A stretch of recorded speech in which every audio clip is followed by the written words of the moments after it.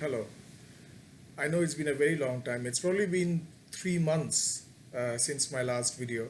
I've been caught up with a few things, and exactly what I've been caught up with, hopefully, you will be able to find out in a couple of months' time. So I'm going to keep it a secret. The hint, it has something to do with my previous Pride Month talk, which I uploaded in June 2021. Now, this is going to be my Pride Month talk for June 2022. And this time also, I will be talking about Indian literature, and in particular, I'll be talking about the Puranas. One Purana in particular, which is going to be the Padma Purana. Now, the Padma Purana was written sometime in the 12th century, and Padma Purana is interesting in the sense that in Padma Purana, which is a Vaishnavite text, in Padma Purana, you basically have Krishna being presented as an erotic figure. He's the one. This is where Krishna, gets involved with Radha and gets involved with, the cowherd women. So therefore, Krishna as an erotic god is something that we find in the Padma Purana, and which is very very different from the martial Krishna, the political wheeler dealer Krishna that we find in the Mahabharata. Obviously, the date of the Padma Purana composition is much much later, and I think it is an effort on the part of the people who put the book together to present Krishna in a different light, to present Krishna as a god of love, and that was the whole point, because love is very very central to the way in which the Vaishnavites understand religion. It is not so much about devotion, but more about love, and so much so understandable. But there is a very peculiar linkage that is there between the Padma Purana and the Mahabharata. And the linkage is not just Krishna, which is a link that we all recognize, but Arjun appears in the Padma Purana, which is strange because he actually doesn't have a place there. It's all about the Radhas and the Gopinis and all of that. So, what is Arjun doing there? And this is what my Pride Month video is going to be about, because I'll be talking about Arjuni. Arjuni is Arjuna's female form. Yes, you didn't even know that such a form existed, did you? Because you were familiar with Vishnu changing into Mohini. That is something that we are all familiar with. But Arjun becoming Arjuni, that is something that perhaps many of us are not aware of. What is the story of Arjuni? Well, the story of Arjuni is that Arjun once asked Krishna that, I understand that you're an erotic god, and I would want to see you basically making love. I want to see you in your erotic form. And Krishna said, no, I don't think that's a very good idea. And Arjun is dejected, and he falls on the ground, and Krishna sort of gently raises him up back on his feet, and says, well, if you insist, fine, but what you have to do is you have to worship somebody, and the person and the goddess that apparently Arjuna has to worship is somebody called Tripura Sundari, if I'm not mistaken. Yeah. So you have to worship Tripura Sundari. Now, this particular narrative is also, there is a frame narrative to this as well, which is that this is a story that is being told by, I think his name is Sanat Kumara, and he's telling this story to Uddhav. So Sanat Kumara is telling the story to Uddhav about Arjun becoming Arjuni. And it is very interesting that even before he starts to tell the story, Sanat Kumara is very, very anxious that the story should not be leaked, that too many people should not hear about this. And so therefore there is a kind of secrecy that is built into the frame narrative. And this is also the kind of secrecy that Krishna is going to invoke later on in the story. But I'm getting ahead of myself. So what really happens is that Sanat Kumara is telling Uddhav that, look, this is what happened. Please don't tell this to everybody because this is a top secret, but this is what happened. Arjuna wanted to see Krishna in his erotic form, and Krishna said it's not a very good idea. Arjuna was very dejected, and Krishna says, oh, well, okay. In that case, what you have to do is you are going to, you are going to worship somebody, and then the goddess is going to grant you a boon. Now, what really happens then is that so Arjuna worships the particular goddess, Tripura Sundari, and Tripura Sundari appears to Arjuna, and she says that you are going to bathe in the lake that is to the east. You're going to bathe in that lake, and after which, your wish will be granted. Arjuna is overjoyed, and he takes a dip in that particular lake. And when Arjuna emerges, he has been transformed into a very, very beautiful woman, Arjuni.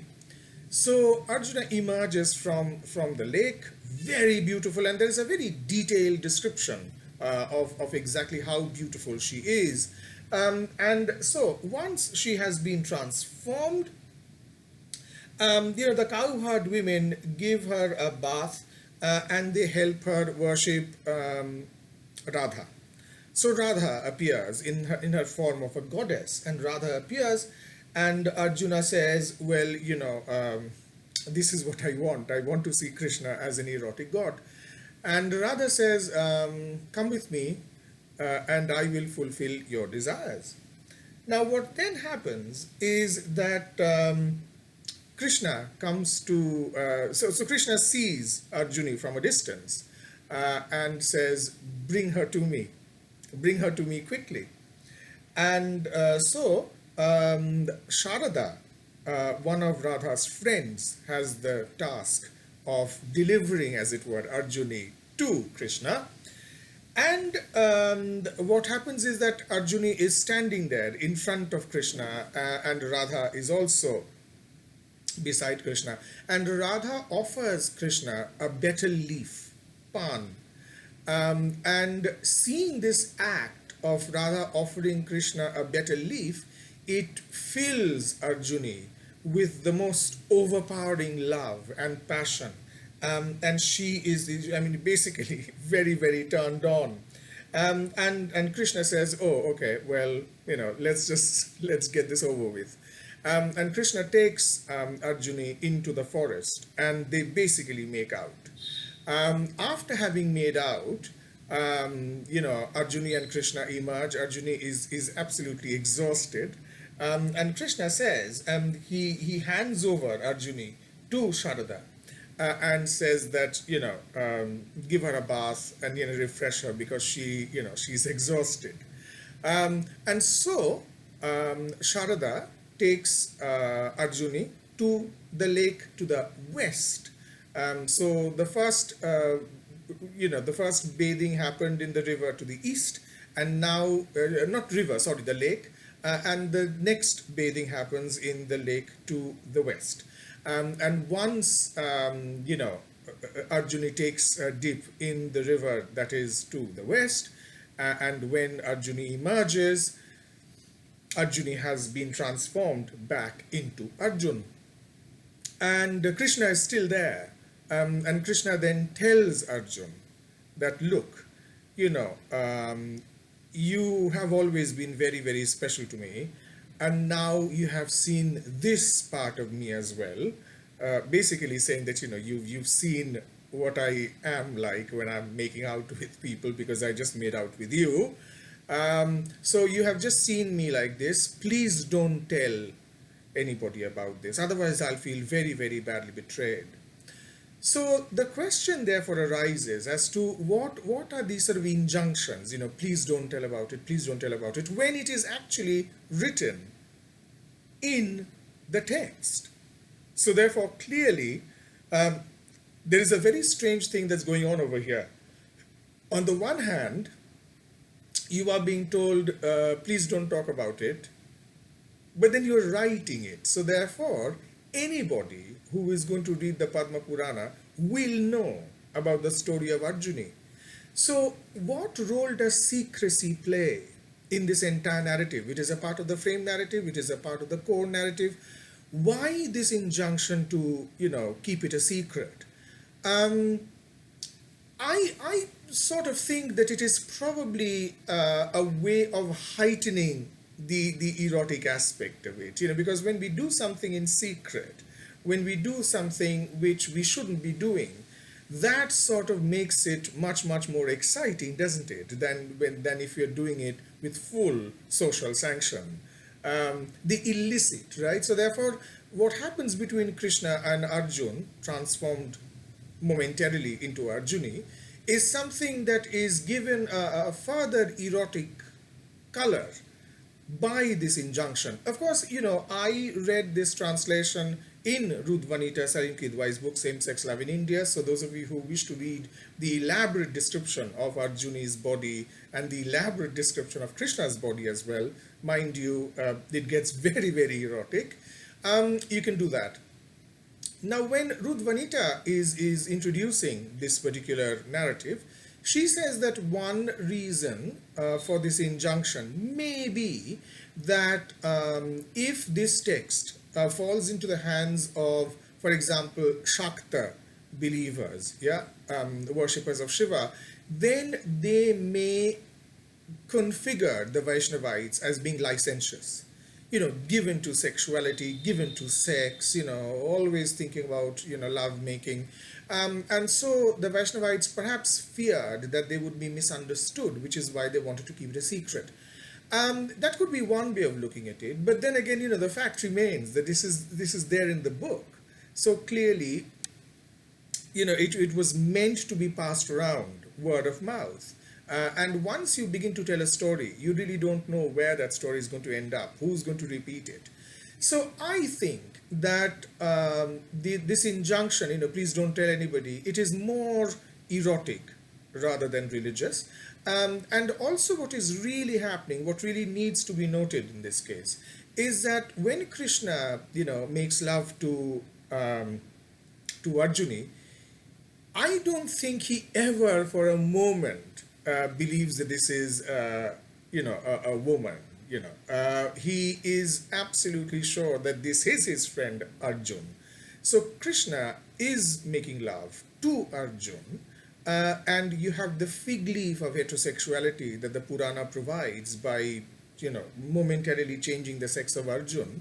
But that doesn't wash, because clearly what is going on over here is two men, making love in a forest, where one man has decided to transform himself just for the act itself into a woman.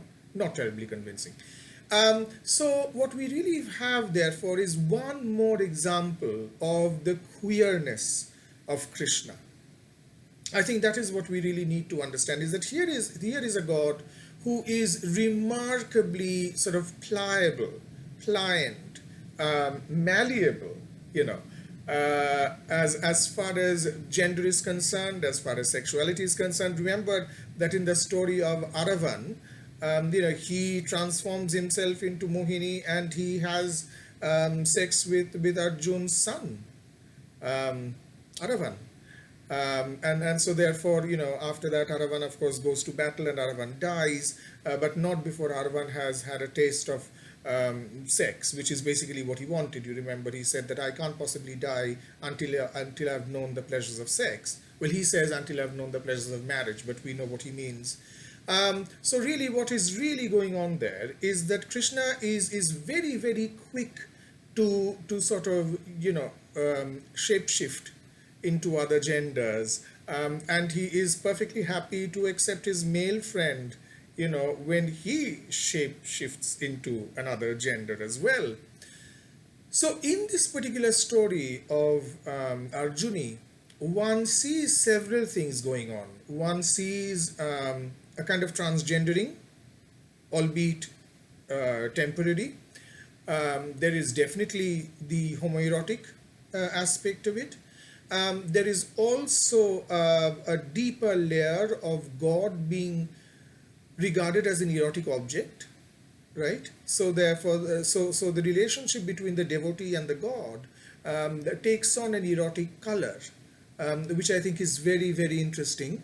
And I think that, again, what I'd already said about the secrecy of this time. Remember, this is something which is being written in the 12th century.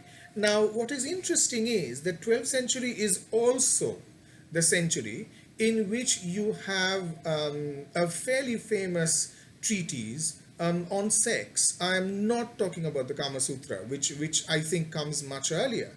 I'm talking about another book called Rati Rahasya. And this is something that a lot of us remember in our childhood, when sort of cheap copies of it would be sold under the name of Koka Shastra, basically a sex manual. And remember that this is the same century in which this Koka Shastra or Rati Rahasya, this sex manual is being circulated, it is being composed. So clearly there is a discussion regarding sex, there is a certain openness regarding the discussion of sex. I'm not terribly sure whether Rati Rahasya has got any section that is devoted to men having sex with men, which is clearly the case in the case of Vatsyayana's Kama Sutra. But the fact remains that the discussion of sex is something that was not quite taboo. Far from it, it was being celebrated. So therefore, it seems quite understandable that the description of Krishna's body is going to be quite so erotic. And the description of Arjuna's body should be quite so erotic. Arjuna transformed into Arjuni should be quite so erotic, because there is a culture in the 12th century which allows for the open celebration of the erotic. And I think which is why this is something which is as beautifully done. I mean, I'm not going to read out from the text. I leave that to you to do. Anyway, so therefore, this is one more story taken from our Puranas, which has got very rich queer potential. And I just, when I stumbled upon this story, I was absolutely dazzled, and I thought that I should share this with you. Well, this is my brief Pride Month video. Have a wonderful Pride Month. I will probably be taking part in a Pride walk on Sunday. So maybe I'll be seeing some of you there during the Pride walk. But yeah, let's celebrate diversity. Let's celebrate the various colors of the rainbow, and let us be kind and welcoming and celebratory of each other. Happy Pride.